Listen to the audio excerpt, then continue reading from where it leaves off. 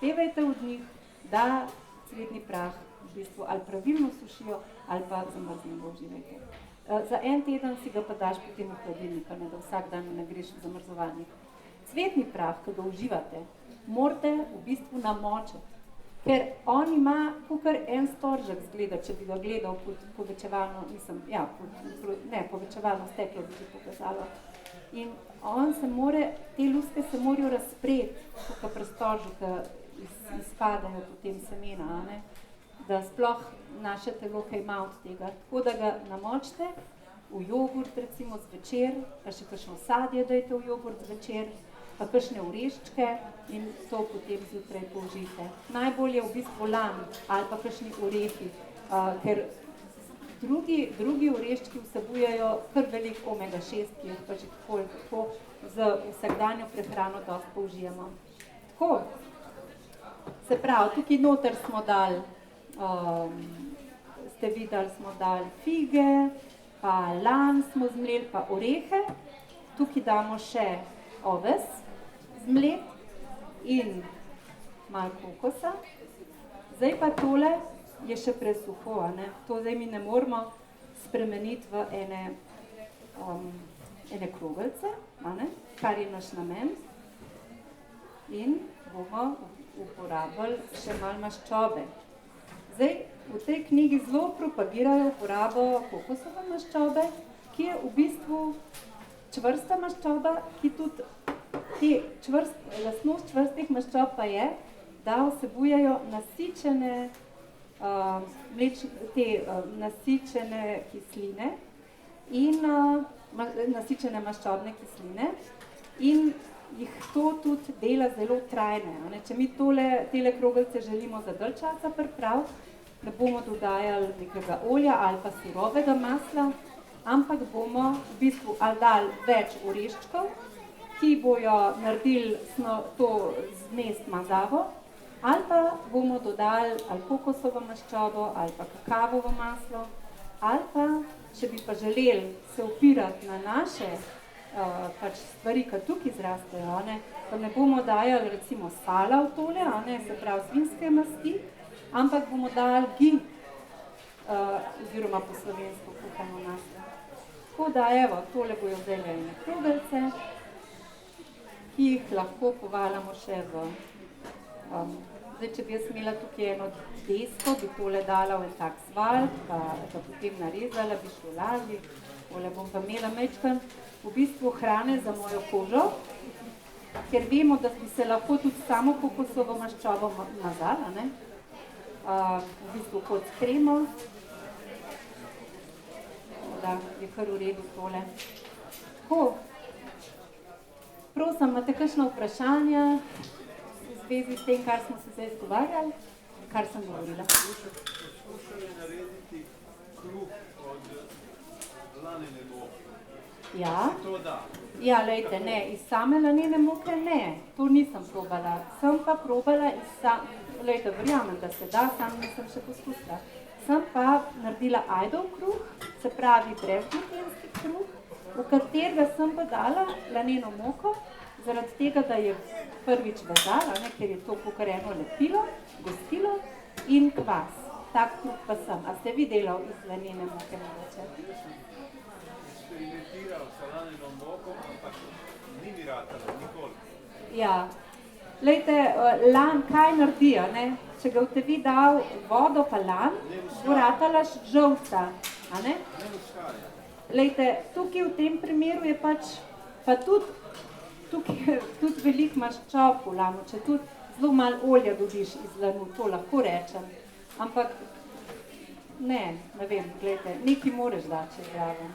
Če tudi, a veste, kako delajo skuto, recimo lan pa skuto, to tudi delajo kruh. Ja. Še kaj, prosim. Joj, krasno. Kombuča, to je pa goba v bistvu, ja. Ena goba. Kako?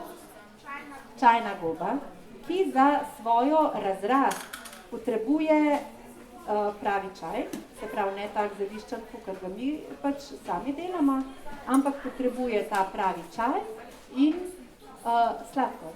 ampak ne se bati. Sladkor, to so tudi ene kvasovke, pa verjetno tudi kakšne bakterije, one pojedo ves sladkor. In v bistvu dobite eno krasno osvežilno tekočino. In kar je pa najlepšega pri tej kombuči pa je, da jo podarjamo naprej, ker se nam ves čas dela nova. Ker ko poteče ta reakcija, ko se skisa tekočina, mi to pretočimo v steklenice, zelo dobro je, da se še mičkan zori, in če dolg časa zori, si pa pridelamo svoj kis, ki je pa v bistvu najbolj preprost kis, pa še zdravilanje. Tako da ja, hvala. Pol imamo še, recimo, če smo lih pri fermentiranju, imamo tudi kefir, mlečni kefir, ki je v bistvu skupaj tudi kakor recimo ene take, kako bi rekel, bradavičasta tvorba, in to pa damo kar samo v mleko. Nič nobene povišene temperature, tako kot pri jogurtu, moramo malo višjo temperaturo imeti, Pri kefirju se pa v 24 urah, mogoče pozimi malo dalj časa potrebuje, ker je nižja temperatura, v bistvu vse v sladkor iz mleka poje in nastane tudi v bistvu ene sorte jogurt. Če bi pa to dalj časa pustili zoret, bi pa v bistvu takega dobili, ki ga v trgovini kupimo. Tako da v bistvu, glejte, mleko danes dobiš, zdaj odvisen kam greš, za manj kot evro, Če pa ti kupaš jogurt, isto količino jogurta, je pa to že lahko 3 evre, In v bistvu si mi lahko doma, če si dobimo to kulturo, ali kefirja, ali jogurta, lahko sami ustvarjamo marsikaj in točno vemo, kaj imamo noter. Pa pol je še en kefir, je pa vodni kefir, tistega pa hranimo s sladkorjem, pa limete noter dajemo. Lahko bi tudi limone, ampak z limetami pride veliko boljši okus. To so pa take prozorna zrnca, pa se tudi množijo. Tako da tudi tisti je pa res Cohenschwarz tekočina, tako da je tudi zelo dober. Jaz mislim, da je v fermentirani hrani ena velika prihodnost. Tudi se mi zdi zelo zanimiv, recimo, če ste kaj v spletu gledate, je ogromno ljudi, ki že peče z družmi, s kislim testom. In je to v bistvu en obred, to ni čist navadna peka kruha, ampak je nekaj, pri čemer se pravzaprav zelo malo zabavaš. In v bistvu se meni zdi to ena zelo pomembna zadeva, da ni samo neko gola priprava hrane, ampak so tudi užitki zraven. Tako, ker če smo še pri tem, ko nekaj poješ, se moramo tudi zahvaliti za to, da nekaj imamo na mizi. Mi smo zdaj v enem takmu času obilja, ko se lahko celo zmrdujemo, kaj bomo jedli in česa ne bomo. Ampak jaz mislim, da moramo iti malo nazaj, kakšen korak in biti nekako hvaležni za to, da kaj imamo in da je to, kar imamo čim bolj domače, pa čim bolj naravno in mislim, da smo zmagali. Če pa še sami to predelamo, potem smo pa tako na konu. Tako, to je bilo z moje strani vse.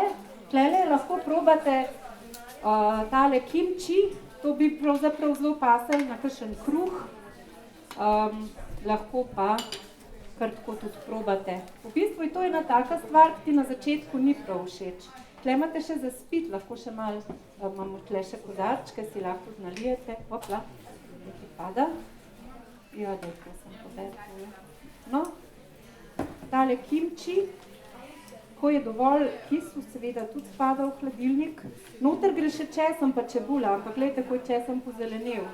To nekako ne bi bilo dobro, ne? Tukaj ga dajmo.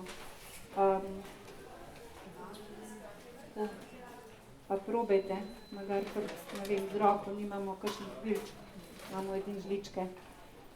Pa tale repa je tudi tukaj, le bom še kaj malo dala, no, pa bom uspela tole zdaj ven dobiti. Veš kaj, tole treba vam potegati, jaz imam pa masne roke. Ja. Bo? No, tako. Še tega malo tlele damo. Sicer to še ni do konca, ampak da vidite, kaj se po tednu dni zgodi. Tako.